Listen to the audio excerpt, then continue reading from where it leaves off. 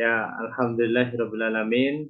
Nahmaduhu wa nasta'inuhu wa nastaghfiruh. Asyhadu an la ilaha illallah wahdahu la syarika lah wa asyhadu anna Muhammadan abduhu wa rasuluh la nabiyya ba'dah. Allahumma shalli wa sallim ala Muhammadin wa ala alihi wa ashabihi wa man tabi'ahum bi ihsan ila yaumiddin. Amma ba'd. Berbahagia sekali hadirin yang dirahmati Allah. Hari ini kita memulai ya satu kegiatan yaitu syiar ya, studi Islam Ramadan yang ini dari tahun kedua kita melaksanakan ini, dan insya Allah akan hari ini kita mulai dan telah hadir di studio Pantahsin Ustaz Trilah Santo. Kita sapa beliau. Assalamualaikum warahmatullahi wabarakatuh. Waalaikumsalam warahmatullahi wabarakatuh. Sehat Ustaz? Alhamdulillah sehat. Alhamdulillah. Ya, hari ini kita akan sedikit berbincang tentang bahagia memasuki bulan Ramadan ya, karena ini sudah hari pertama, jadi kita bukan menyambut lagi, tapi kita sudah menjadi bagian dari bulan Ramadan itu sendiri, dan insya Allah nanti beliau selama kurang lebih 24 menit ke depan akan membersamai kita untuk belajar bersama tentang bagaimana menghadirkan rasa bahagia terhadap hadirnya bulan Ramadan 1444 Hijrah ini. Sebelumnya kita awali dan membaca basmalah bersama-sama. Bismillahirrahmanirrahim. Ya, kita sapa yang di studio, ada Mas Ismail dan Pak Agung. Sehat semuanya? Waalaikumsalam. Monggo Pak Didri. Langsung Imamun. Alhamdulillah, pada hari ini kita hari pertama bulan Ramadan. Ya, saya kira puasanya masih baru mulai pertama ya, Dan belum selesai. belum selesai. Kalau bicara tentang nikmat, tentang rasa bahagia kita bulan Ramadan, saya kira kita ingat bahwa salah satu surat yang menjadi berita awal tentang Ramadan itu adalah surat Al-Qadar. Jadi kalau surat kewajiban tentang puasa yang dalam surat Al-Baqarah ayat 183. Nah, itu turunnya pada tahun kedua Hijrah. Nah, tetapi beberapa tahun sebelum itu, ketika Rasulullah masih di Mekah, itu sudah turun surat Al-Qadar.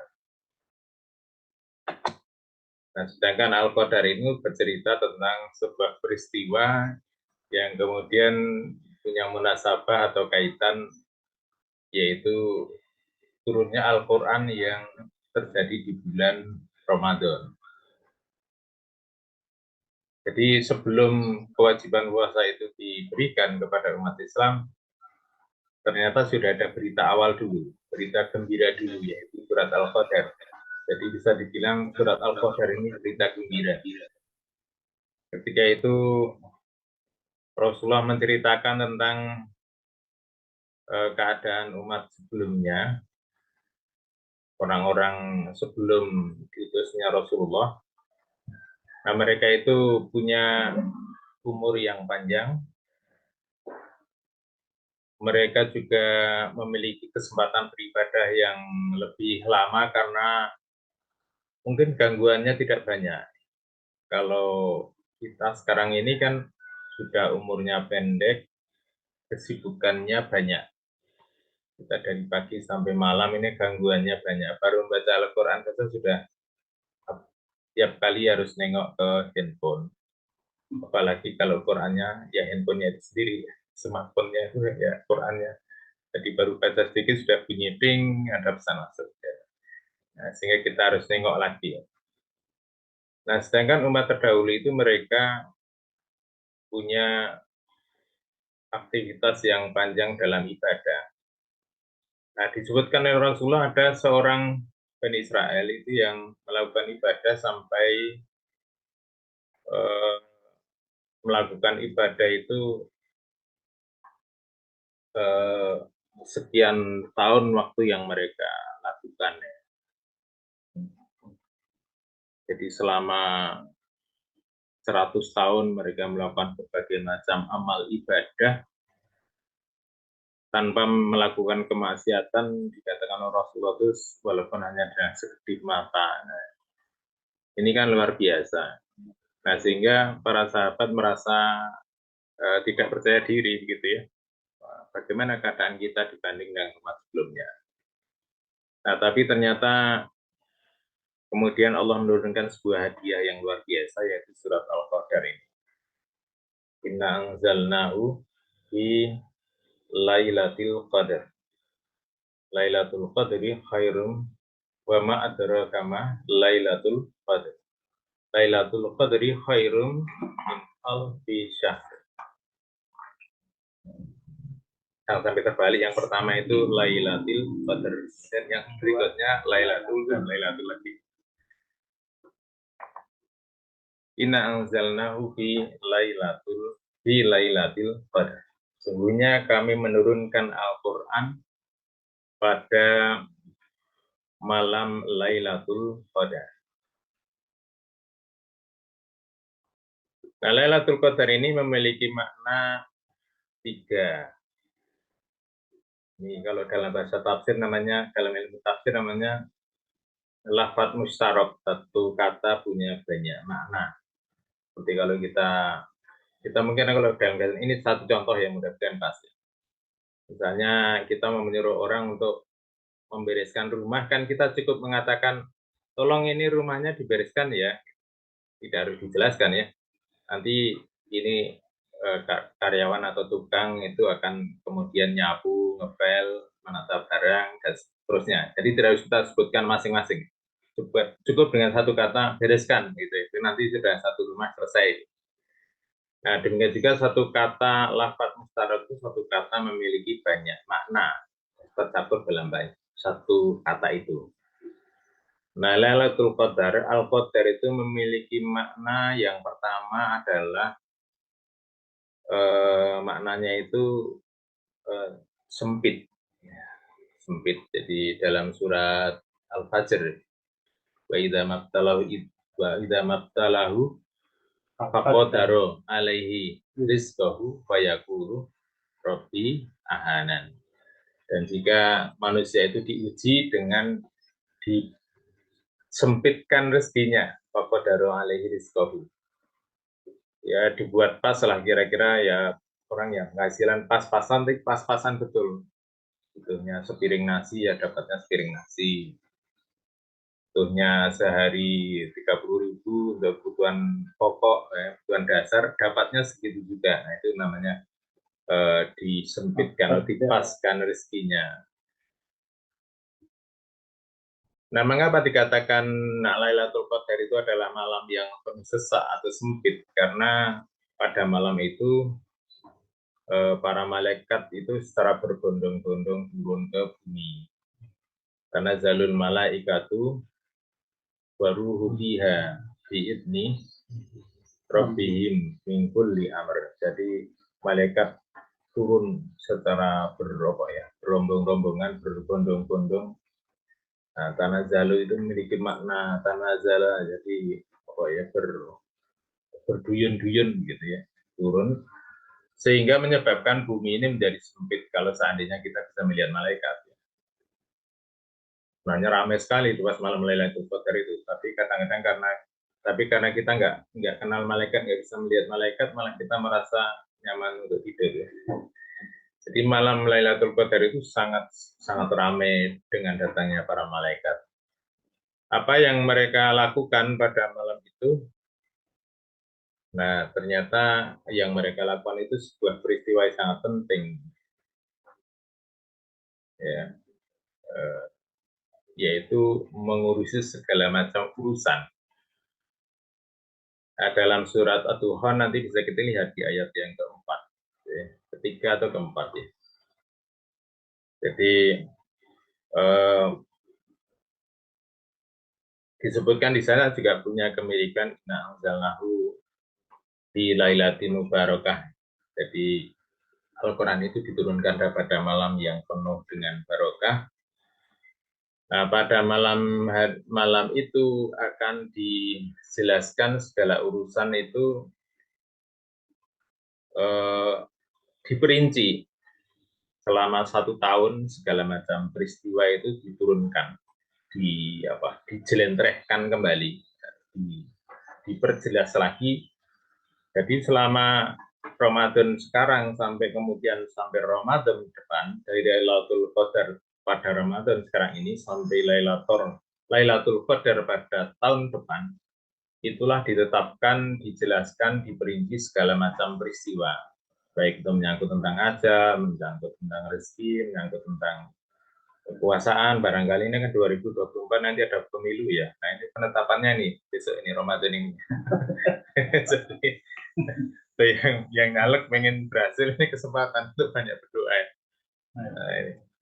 Jadi ya kalau nggak percaya silakan baca tafsirnya. Kayaknya ini benar nggak ya ini dalam tafsir surat Ad-Dukhan ayat yang keempat. Jadi sebutkan di Yufroku itu artinya dipilah-pilah, diperinci ya segala macam min amrin hakim, itu segala macam urusan itu ditetapkan dengan sangat terperinci dengan hati-hati ya. Nah itu pada malam Lailatul Qadar. Nah sehingga ini satu kesempatan yang luar biasa. Nah, ini kemudian eh, menyangkut mana yang kedua yaitu Lailatul Qadar. Qadar itu maknanya ya ketetapan. Jadi takdir kita itu selama 1 tahun ditentukan pada malam Lailatul Qadar. Nah, apa korelasinya dengan apa hubungannya dengan puasa kita? Ini sangat penting, sangat luar biasa karena pada bulan puasa, ketika kita sedang berpuasa ini kan kita punya kesempatan untuk berdoa, dan doa kita pada bulan Ramadan karena kita sedang berpuasa, maka doanya itu lebih istijabah. Sehingga ada satu ayat yang secara khusus nyelip di antara ayat puasa itu adalah tentang berdoa. Wa idza sa'akala ibadi anni fa inni qarib. Ujibu da'watad da'i idza da'ani falyastajibu li wal yu'minu bi la'allahum yarsyudun. Dan jika hamba-hambaku bertanya kepadamu Muhammad tentang aku, maka jawablah aku ini dekat. Ini satu rasa bahagia yang mestinya kita sambut dengan baik ya di bulan Ramadan ini, karena ternyata ini kesempatan bagi kita untuk mengubah takdir kita ya. Karena yang bisa mengubah ketetapan buruk itu hanya doa. Yang bisa mengubah ketetapan Allah itu adalah doa. Dan memang apakah takdir itu bisa berubah? Ya bisa. Takdir itu bisa berubah. Di dalam surat Ar-Ra'd ayat 39 disebutkan yamhullahu ma yasha'u wa yuthbit. Allah menghapus apa yang tertulis di dalam Lauhul Mahfuz itu, dalam kitab itu, wa yuthbit, dan menetapkannya, artinya membiarkan itu tidak diubah.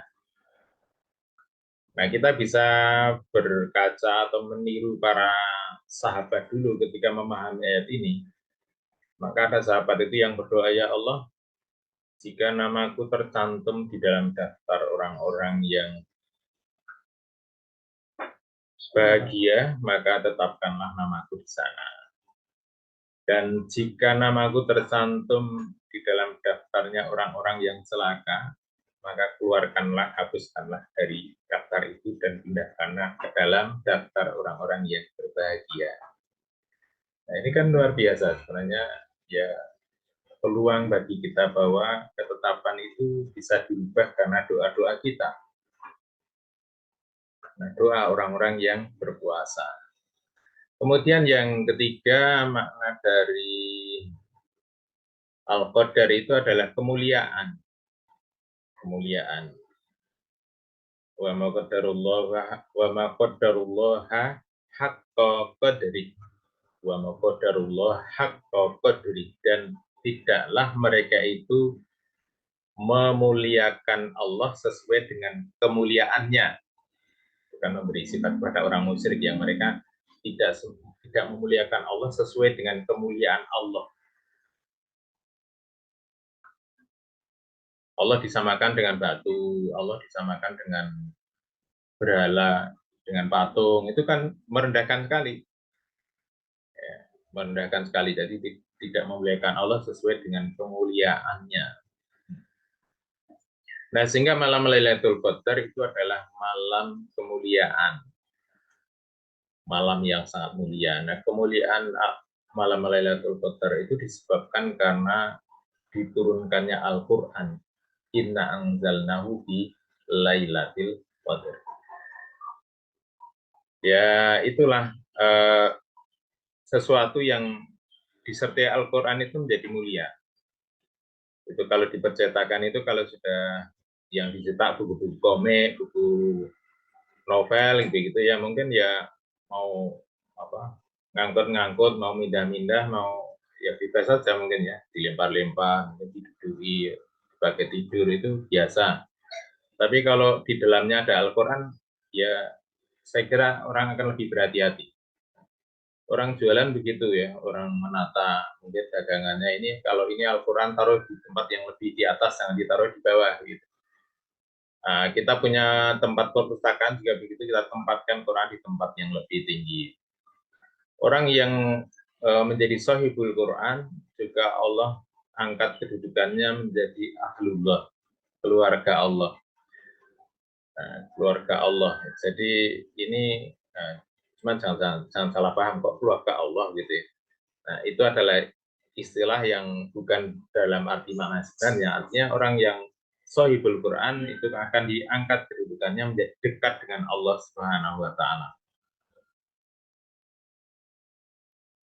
Apalagi kalau orang yang bisa menghafal Al-Quran sampai ya seorang anak yang punya hafalan Quran yang begitu banyak, selalu menjaga hafalannya, itu sampai bisa memberikan syafaat kepada keluarganya, kepada orang tuanya, sehingga dia bisa memberikan mahkota kemuliaan kepada anaknya karena dia hafal Al-Quran. Nah, ini karena dimuliakan karena Al-Quran. Nah, demikian juga satu malam ketika diturunkannya Al-Quran, maka malam itu menjadi mulia.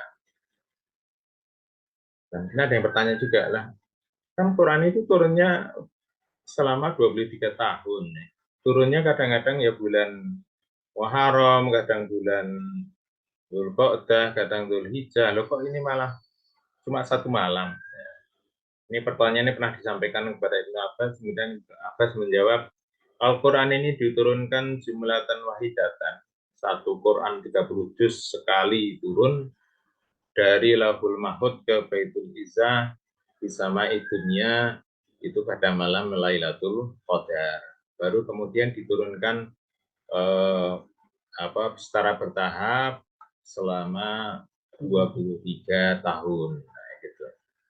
Sesuai dengan kebutuhan. Jadi pada waktu itu ya diturunkan secara bertahap, kemudian akan ada peristiwa-peristiwa yang mengiringi sehingga kita menjadi paham terhadap makna dari Al-Quran. Nah, itu kegembiraan kita karena ada malam Lailatul Qadar yang bisa kita sambut ini. Lailatul Qadri khairum min alfi syahrin. Lailatul Qadar itu lebih baik daripada 1000 bulan. 1000 bulan itu 83 tahun lebih 4 bulan, itu dalam tafsir Ibnu Katsir. Nah, jadi kan hitungannya pakai Hijriah, 83 tahun 4 bulan. Jadi kalau malam itu kita melakukan baca Quran 1 juz, seperti halnya kita baca Al-Quran setiap malam 1 juz selama 83 tahun 4 bulan tanpa putus. Masya Allah. Kalau malam itu kita ikut taraweh di masjid, Berarti kita seperti setiap malam sholat tarawih selama 83 tahun 4 bulan tanpa putus setiap malam, tidak hanya bulan Ramadan ya, terus menerus ya. Nah, ini kan luar biasa. Nah, sehingga kesempatan ini merupakan kesempatan yang hadiah yang luar biasa kepada kita semuanya. Jadi kita manfaatkan dengan baik, sehingga dari ini saja sudah memberikan pada kita satu kegembiraan yang luar biasa. Apalagi kalau kita menekuni dalam mengeja Al-Quran huruf demi huruf, Masya Allah. Ya. Dan betul-betul ini nilainya sangat besar. Ya. Mayal gitu, mengkaulin ilah alaihi raqibun atid. Tidak ada satu ucapan yang kita ucapkan itu selalu ada malaikat raqib dan atid yang selalu mencatat. Nah, mungkin kita kadang-kadang saat mendengar ada orang yang nilai bicaranya sangat tinggi. Ada orang ngomong 1 jam itu bisa dibayar sampai 100 juta, 200 juta karena jadi presenter, motivator gitu ya. Nah, itu dalam urusan dunia kita sudah bisa menimbang, menilai suara itu nilainya berapa. Nah, Allah juga memberikan nilai yang lebih pada suara kita kalau kita menggunakannya untuk membaca Al-Quran. 1 huruf 10 kebaikan, 10 kebaikan. Dan di bulan Ramadan itu kan hari biasa. Bulan Ramadan sudah barang tentu nilainya lebih mahal lagi. Jadi kita tidak perlu merasa kecewa, merasa sedih karena kita mungkin ikut audisi nggak berhasil, begitu ikut mau jadi presenter nggak bisa. Ternyata ada kesempatan suara kita dihargai lebih mahal, yaitu dengan membaca Al-Quran. Saya kira begitu yang saya sampaikan. Mudah-mudahan semakin menambah semangat kita bersama. Amin. Assalamualaikum warahmatullahi wabarakatuh. Waalaikumsalam warahmatullahi wabarakatuh. Ya, baik. Jazakumullah khairan katsir kepada Ustaz Rila Santo. Dia adalah pengasuh Pondok Pesantren Miftahul Najah yang pada hari ini telah berkenan untuk sharing kepada kita tentang bagaimana menghadirkan bahagia dalam menyambut bulan Ramadan 1444 ini. Masya Allah ya. Yang saya terangkan ya, berangkatnya dari awal surat Al-Qadar, Masya Allah. Jadi jauh sebelum ibadah puasa itu diwajibkan untuk kita. Nah ini alhamdulillah ya, ada kemuliaan tadi sudah ya, tinggal action saja. Mudah-mudahan Allah SWT limpahkan kepada kita bisa melampaui Ramadan 1444 ini dengan lancar, dengan mudah, dengan istiqomah, dan juga Allah mengizinkan kita, memperkenankan kita untuk tadi pada saat malam Lailatul Qadar dan malam-malam bulan Ramadan kita khidmat khusyuk, diberi kenikmatan untuk beribadah kepada Allah Subhanahu wa Ta'ala. Karena ya irodah itu ya kehendak dari Allah Subhanahu wa Ta'ala itu tadi, meskipun itu juga kita selalu minta kepada Allah Subhanahu wa Ta'ala, tetapi irodahnya adalah kehendak dari Allah Subhanahu wa Ta'ala lah yang kemudian menetapkan ya bagi kita, sehingga pada malam-malam maupun siang harinya kita ibadah puasa, malam harinya kita pada saat beribadah pada Allah SWT, entah dalam bentuk tilawah, entah itu bentuknya qiyamul lail atau wirid, atau mungkin tertidur dalam rangka meninggalkan maksiat gitu ya. Nah, itu juga bagian dari ibadah yang ya barangkali perlu kita syukuri. Ya demikian hadirin yang dirahmati Allah. Alhamdulillah karena waktunya terbatas, tidak ada forum pertanyaan, tapi bisa via WA ya, kalau mau ada yang ditanyakan. Insyaallah kita mulai. Bismillah pertemuan perdana ini, dan insyaallah besok kita ketemu lagi tetap di jam 12.30 sampai jam 13. Nanti kalau ada temannya yang ingin ikut bergabung, monggo ya, link Zoom-nya boleh di-share insyaallah. Baik, kita sempurnakan dengan majlis. Subhanakallahumma wa bihamdika asyhadu an la ilaha illa anta Astagfirullah wa atubu ilaik. Matur nuwun yang sudah hadir Bu Asia dari Sama-sama, Ustaz. Jakarta. Mohon maaf tadi pagi takziah ke Kota Gede, jadi nggak ikuti yang pagi. Mas Ismail, ada Pak Agung, ya. Nah, semoga awalan ya meskipun kita mengawali dari sedikit, dan nanti manfaatnya banyak. Allahumma amin. Amin. Mohon maaf atas segala kurang khilafan dan terima kasih atas segala perhatian. Wassalamualaikum warahmatullahi wabarakatuh. Waalaikumsalam warahmatullahi wabarakatuh. Ustaz. Jazakallah khair.